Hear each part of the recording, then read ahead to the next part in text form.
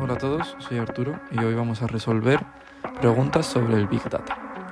Son 10 preguntas y la primera nos dice qué es el Big Data y cuáles son las 3 primeras V que lo caracterizan según el vídeo que ya hemos visto. Lo que es el Big Data es, en resumen, muchísima información que se genera continuamente, todo el rato sin parar, la cual no se podría gestionar en un ordenador normal. Las 3 primeras V's son volumen, la cantidad de información, la velocidad en tiempo real y la veracidad y la variedad, que se gestiona haciendo que la información venga desde muchos sitios. La segunda nos pide que describamos las últimas 4 V's del Big Data: veracidad, viabilidad, visualización y valor. La veracidad es que la información sea real y útil, que no sean bulos o mentiras. La viabilidad es que no cuesten en exceso conseguirlas. No vamos a gastarnos millones y millones por 4 datos. La visualización es ver fácil la información y los datos para poder decidir si son útiles o si no. Y el valor es el beneficio que nos llegaría a otorgar el tener esa información. En la 3 nos dice que cuál utiliza Netflix, básicamente cómo utiliza el Big Data para mejorar la experiencia de los usuarios y retener a sus clientes. Y lo que hace es muy sencillo y lo hacen muchísimas aplicaciones o servicios, y es que analizan tu comportamiento y el contenido que sueles ver, y así recomendarte algo parecido para que siempre tengas algo nuevo que ver y algo que te enganche. La cuarta pregunta nos pide que expliquemos las estrategias del Big Data de McDonald's y menciones un restaurante cuantitativo específico derivado de su implementación. Y lo que usa McDonald's es los datos de los kioscos en los que tú mismo te pides, pues dependiendo de lo que ya hayas pedido, dependiendo de la hora exacta del día al que lo pidas, te va a recomendar unas cosas u otras para que pidas más. Por la mañana, si el McDonald's en el que estás tiene servicio de cafetería, te recomendará más un café, a mediodía una hamburguesa, por ejemplo. En la quinta nos pide de qué 3 maneras principales aplica Amazon la ciencia de datos en sus negocios. La ciencia de datos al final es algo que todos los servicios usan de la misma manera. Amazon pues usa sus sistemas de recomendación basado en lo que ya has comprado, en lo que ha pedido gente que haya pedido lo mismo que tú para recomendarte cosas mejores. También lo que tiene es una optimización de precios dinámica, lo cual ajusta el precio dependiendo del usuario que seas, y la cadena de suministros, que tengas siempre lo que vas a pedir cerca de tu localidad para que te llegue el pedido más rápido. La sexta nos dice que qué tipo de datos utiliza Zara para identificar tendencias de moda y mantener su liderazgo en el sector. Volvemos a lo mismo. Utiliza las compras online y físicas, por supuesto, y utiliza opiniones tanto de sus propios clientes como de los clientes de los competidores para ver en qué fallan y aprovechar ahí y mejorarlo en ese sector. Y también lo que utilizan mucho es la búsqueda de productos en gran cantidad de plataformas. Si ven que en muchos sitios están buscando pantalones anchos, pues implementarán pantalones anchos. La 7 nos pregunta cuál es la escala de operación de datos del Walmart y qué le permite predecir. Y Walmart es bastante curioso, ya que tiene uno de los centros de datos más grandes del mundo. Recoge información de miles y miles de millones de sitios diferentes, y esto les permite predecir tanto tendencias de compra como fechas, clientes y demás. La octava nos pregunta que qué tecnología principal y qué tipo de algoritmos específicos utiliza Spotify para personalizar las recomendaciones musicales. Y Spotify es un caso también bastante curioso, ya que usa el ML o Machine Learning, que ya lo hemos hablado en otros vídeos. Esto es básicamente, para entenderlo más fácil, es el aprendizaje automático. Utiliza unos árboles de decisiones, si no recuerdo mal, que se llaman redes neuronales y máquinas de soporte vectorial. Lo que hacen es tener siempre en cuenta lo que estás escuchando en cada momento para intentar entender tus gustos y recomendarte lo que más te puede interesar.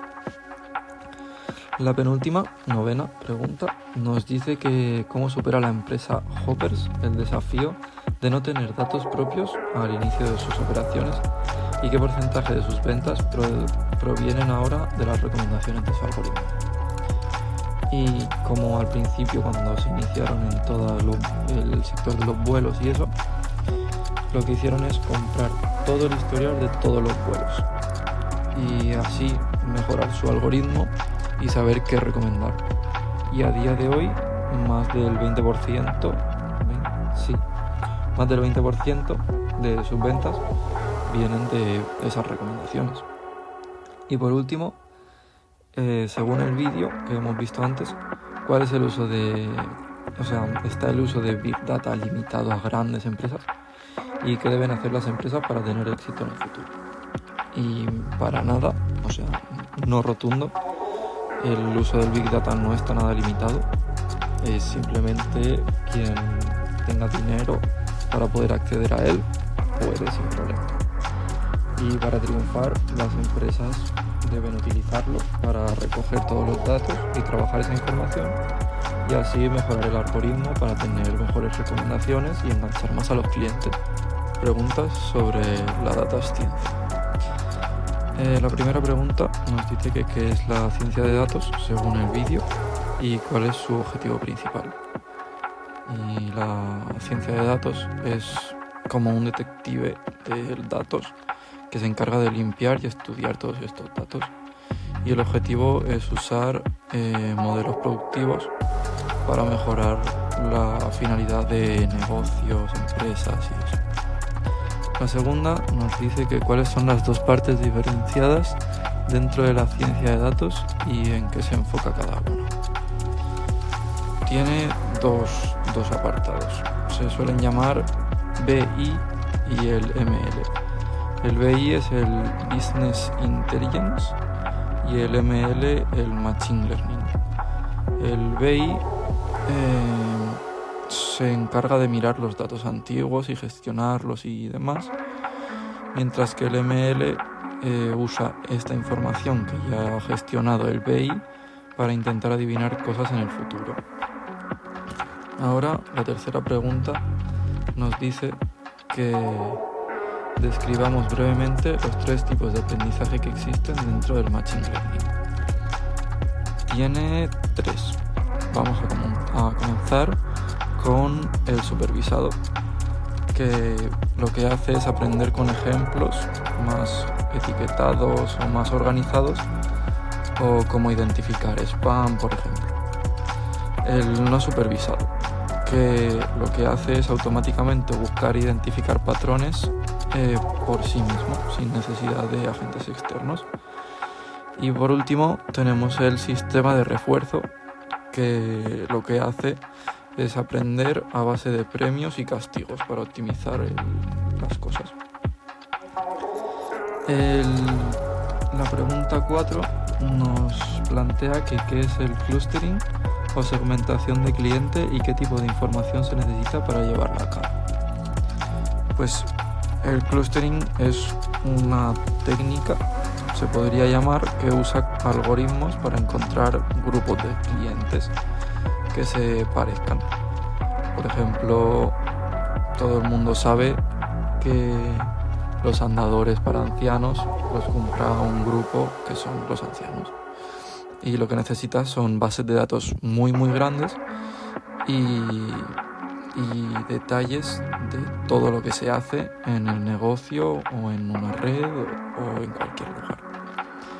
La 5 nos plantea que cómo ayudan los modelos de elasticidad de precios a un negocio a tomar decisiones informadas. Pues básicamente lo que hacen es medir si la gente seguiría comprando algún producto si suben o bajan el precio, y esto pues te ayuda a tomar decisiones más basadas en datos de cuánto o cuándo subir el precio o bajarlo. La 6ª pregunta nos pide que expliquemos el concepto del churn y cómo el aprendizaje supervisado ayuda a predecirlo. Y el churn es muy fácil lo que es como tal, y es básicamente que un cliente dé de baja o deje de estar en un servicio. Y el ML lo que pretende es supervisar usando datos para identificar quién está a punto de irse. Por ejemplo, en Netflix, si ven que ya no terminas ninguna serie, si ven que básicamente no te metes, a lo mejor entras a Netflix cada 2 semanas, y lo que hacen es ofrecerte mejores planes para intentar retenerte más tiempo.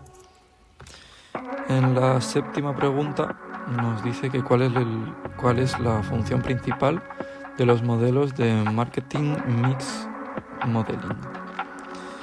Y lo que en sí para lo que sirve es para ver qué tan importante es cada canal para poder entender las ventas o ingresos y poder como adivinar qué pasaría si cambias o inviertes más en un lugar que en otro. La 8 nos dice en qué se basan los sistemas de recomendaciones de productos para funcionar y cuál es su objetivo. Y en lo que se basan es en analizar lo que tú mismo haces y lo que hacen otros usuarios con gustos parecidos a los tuyos.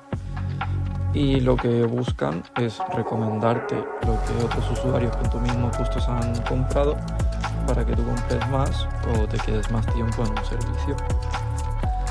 En la penúltima pregunta, la 9, nos dice que son las predicciones de demanda de serie temporales y qué tipo de patrones se pueden llegar a identificar. Y lo de temporales, pues es muy sencillo de entender, básicamente la palabra te lo dice, y es intentar adivinar cuándo vas a vender más o vender menos, cuánta gente irá a tu tienda, dependiendo de la temporada. Por ejemplo, todo el mundo sabe que en Navidades o en el Black Friday, pues mucha más gente va a las tiendas por los descuentos, por necesidad de los regalos y todo esto. Y por último, tenemos la pregunta 10, que nos dice que qué herramientas y lenguajes de programación se asocian con el Business Intelligence y cuáles con el Machine Learning. Y con el BI lo que más se utiliza son como herramientas mucho más visuales, como puede ser Excel. Y para el ML los lenguajes que más se utilizan son Python, por ejemplo. Preguntas sobre el blockchain. La primera pregunta nos dice que cuál es la diferencia fundamental entre una arquitectura de red centralizada y una descentralizada. La diferencia más básica o más clave es que la centralizada, todo el poder está en un único punto, que se llaman nodos, y si este se cae, el resto de la red también deja de funcionar.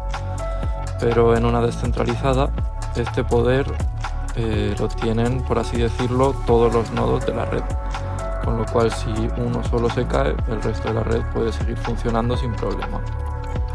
La segunda nos dice que es una red P2P y cómo se relaciona con el funcionamiento del BitTorrent. Y pues este tipo de red es donde todos colaboran entre sí como si fuese de igual a igual. Y en el BitTorrent se usa porque, si nos fijamos, cuando vamos a descargar una película, no está en un servidor de BitTorrent, sino en otro equipo diferente, colaborativo con BitTorrent. Y cuando nosotros descargamos la aplicación o la película, en este caso, del otro ordenador, pasamos a formar parte de la red y otras personas podrán descargarla desde nuestro equipo. La tercera nos dice que, según el material de origen, el vídeo que ya hemos visto para resolver las preguntas, que es fundamentalmente una moneda electrónica como puede ser el Bitcoin. Y pues básicamente es un tipo de dinero electrónico que se controla con el sistema que hemos hablado en la pregunta 2 de P2P, y que trata de facilitar el intercambio de dinero entre dos personas sin tener que estar pasando por una entidad bancaria. Y esto lo que permite es que sea menos rastreable la transacción.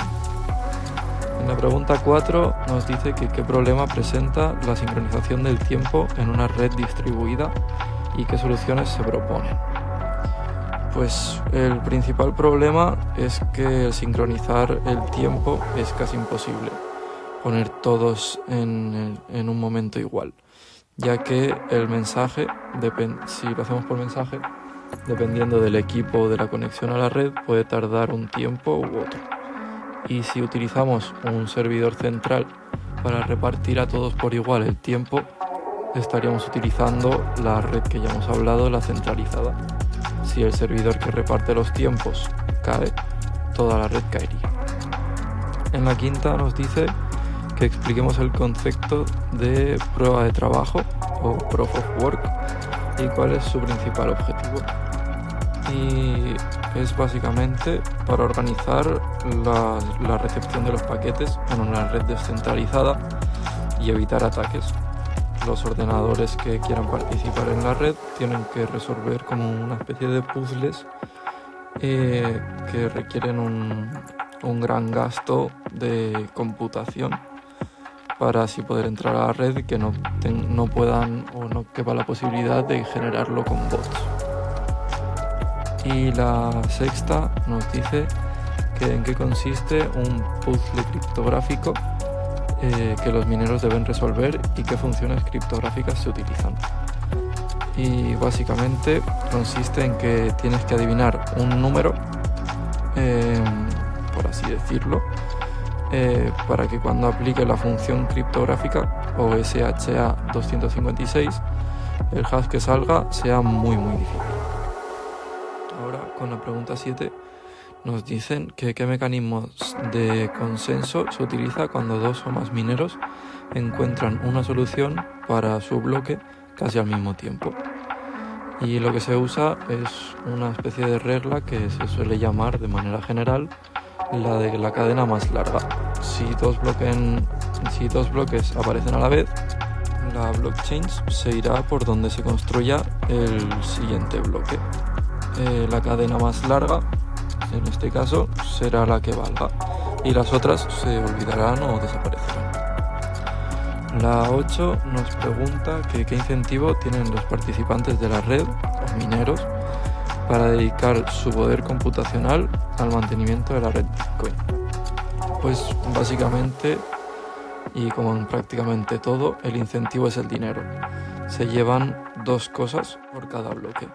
En primer lugar, se llevan un Bitcoin recién creado y, en segundo lugar, todas las comisiones de las transacciones. La pregunta 9 nos pregunta cómo garantiza la estructura de la cadena de bloques la seguridad e inmutabilidad de los registros. Y es como que cada bloque lleva el código secreto del anterior. Así que si intentas cambiar una transacción, el código del bloque que se cambia automáticamente como que deja inútil o invalida a todos los bloques que siguen. Y por último, ¿cuál es la diferencia entre blockchain y Bitcoin? ¿Y qué otras dos aplicaciones de tecnología blockchain se mencionan? Pues el blockchain es como tal la tecnología de registro descentralizado y el Bitcoin es la primera app que usó la tecnología para crear el dinero digital. Ya está aquí el vídeo, espero que os haya gustado y nos vemos en el próximo.